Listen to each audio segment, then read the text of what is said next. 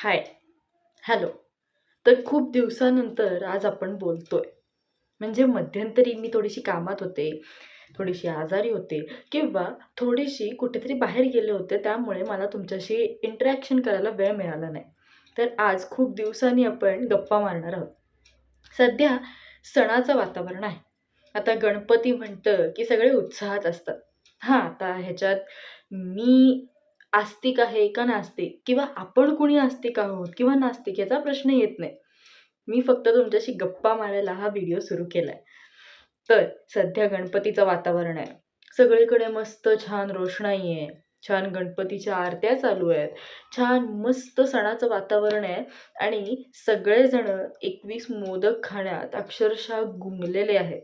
मग कधीतरी कोणीतरी जास्वंदाचं फूल तोडून गणपती समोर ठेवतंय किंवा आज या मंडळाचा गणपती, उद्या त्या मंडळाचा गणपती असं करत, करत, करत, करत आपण प्रत्येकजण प्रत्येक मंडळाच्या किंवा अवतीभोवतीच्या कुठल्याही गणपतीच्या दर्शनाला आवर्जून जातो. म्हणजे घरात कुणाच्या 5 दिवसाचे असतील, 1.5 दिवसाचे असतील, 3 दिवसाचे असतील, त्या प्रत्येकाच्या घरी आपण दर्शनाला तर जातोच.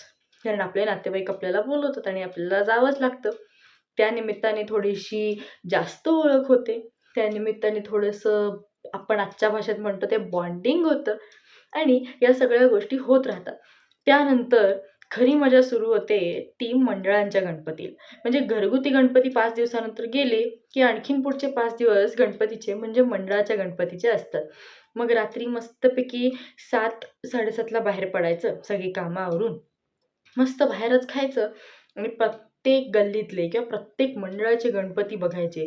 तिथे चालू असलेले सजीव देखावे बघायचे. थोडा वेळ थांबायचं. हे झालं, की पुढच्या देखाव्याला, ते झालं, की त्याच्या पुढच्या देखाव्याला. असं करत छान एन्जॉय करायचं. रात्र तशीच घालवायची किंवा मध्यरात्री येऊन मस्तपैकी छान प्रसन्न मनाने झोपून जायचं. पण या सगळ्यात आपण या गोष्टीचं तारतम्य का बाळगत नाही? की उत्सव, सण म्हटलं की त्याचं कुठेतरी आपण एक बाजार भरवलाच पाहिजे का? कशासाठी प्रत्येक वेळेला लेझर लाईट्स आणि डॉल्बीचा वापर केला पाहिजे? अवतीभोवती आपल्या वयस्कर लोकं असतात. त्या वयस्कर लोकांना डॉल्बीचा, लेझर लाईटचा त्रास होतो आणि फक्त वयस्कर लोकांनाच नाही, आपल्यासारख्या तरुण मुलांना सुद्धा लेझरकडे चुकून नजर अशी गेली आणि बघितलं तर डोळे दुखायला लागतात. डोळ्यातनं पाणी यायला लागतं. अहो, माझ्याच बाबतीतला परवाचा इन्सिडन्स तुम्हाला सांगते. मी बाहेर माझ्या प्रॅक्टिससाठी चालले होते. फोर व्हीलरमध्ये असून सुद्धा मी सहज म्हणजे बाजूला मंडप आहे माझ्या, इकडनं लेझर लाईट्स येतात आणि मी ड्रायव्हिंग करतीये आणि ते लेझर लाईट चारी बाजूने फिरतायत आणि मला डोळे असे गच्च बंद करून घेण्यापलीकडे दुसरा पर्याय उरला नव्हता. काय करणार? बरं मी गाडी चालवू का ते लेझर लाईट्समुळे डोळ्याचे त्रास होतायत ते बंद करून घेण्यात वेळ घालवू? काय करू? बरं, माझ्यासोबत कोणीतरी वेगळं असतं किंवा कोणीतरी वयस्कर असतं, तर त्या डॉल्बीच्या आवाजात, त्या स्पीकरच्या आवाजात, त्या 10 बेस 10 टॉपच्या भिंती लावतो आपण, त्याच्यामुळे आपलेही कान खराब होतात आणि ज्या गणरायाला आपण मानतो ना, त्या गणपतीचेही कान खराब होतात. त्याचे कान मोठे आहेत, साधी टाचणी पडली तरी त्याला ऐकू येतं. त्यामुळे प्रत्येक वेळेला ते 10 बेस 10 टॉप किंवा स्पीकरच्या भिंती लावायची गरज नसते. कसं आहे, भिंती पलीकडचंही ऐकू जातं म्हणतात ना, ती म्हण खरोखर आहे.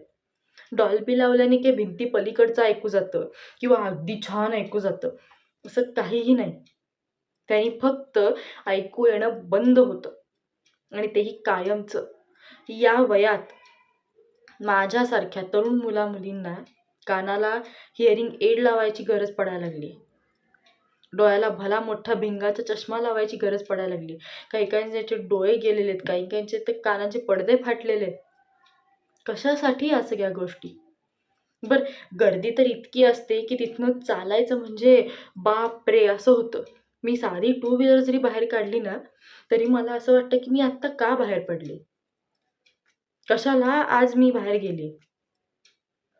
पोलीस तर इतके दिवसभर आपल्या कामात असतात, की ते कुठे-कुठे पुरे पडणार? पण सिग्नल असून सुद्धा आपण सिग्नल तोडतो.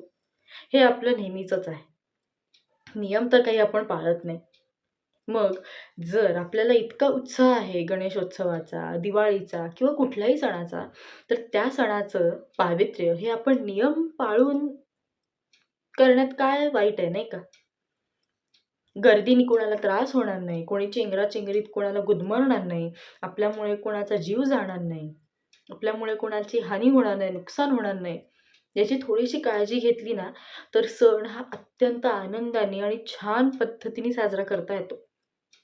आता परवाच आमच्या कॉलनीत कुणीतरी मोठ्याने डॉल्बी लावला होता. बरं, गणपती आहे, गौरी आल्यात, तुम्ही गौरीचे खेळ खेळा, फुगडी घाला, सगळं छान करा. पण त्यासाठी कर्णकर्कश आवाजातले मोठमोठे डॉल्बी, स्टेरिओ लावून नाचण्याची काही गरज आहे?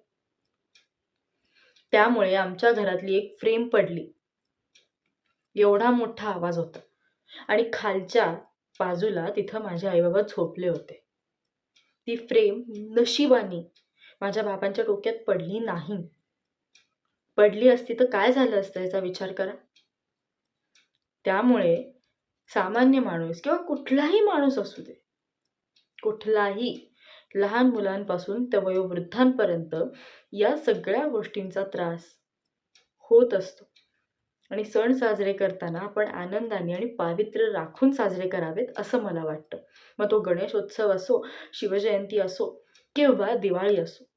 आणि माझं तर खरं म्हणणं आहे की आपण गणपतीला किंवा छत्रपती शिवरायांचा कुठलाही उत्सव साजरा करताना दारू पिऊन धिंगाणा घालणं, डॉल्बी, लेझर लाईट्स या सगळ्या अशा विचित्र गोष्टी करून सण खराब करणं याच्याकडेच जास्त महत्त्व का देतो मला हे समजत नाही. छत्रपती शिवरायांनी आपल्यासाठी इतकं काही काही करून ठेवलंय, त्या गोष्टीचं आपण कधीच भान ठेवत नाही. फक्त शिवजयंती आली की मस्त दारू प्यायची, डॉल्बी लावायची आणि वेड्यासारखा अंगविक्षेप करत नाचायचं. अरे काय गरज आहे? महाराज जर आत्ता असते ना, तर त्यांना हे सगळं आवडलं नसतं.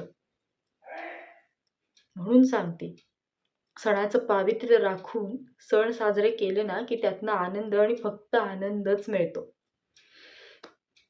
चला मग, हे सगळं लक्षात ठेवून आपण व्यवस्थित अगदी सणाचं पावित्र्य राखून, नियम पाळून, कोणालाही आपल्यामुळे त्रास होणार नाही हे बघून सण साजरे करूया. बरोबर? मी असं नाही म्हणत आहे की तुम्ही प्रत्येक गल्लीत मंडप घालू नका. घाला. पण लोकांना अर्जन्सीसाठी येताना जाताना रस्ता रिकामा ठेवा. समोर हॉस्पिटल आहे, तिथला रस्ता तुम्ही अडवला, एखादी ॲम्ब्युलन्स येणार असेल तर कशी येईल? सिरियस पेशंट असेल, कुणाच्या तरी समजा XY घरातलं पेशंट असेल, अत्यंत गरजेचं आहे. बरं ॲम्ब्युलन्स तिथपर्यंत जात नाही, त्या माणसाला स्ट्रेचरवर घेऊन तिकडं आत जाण्यासाठी जागाच नसेल, तर तो माणूस तिथल्या तिथे दगावला तर चूक कोणाची?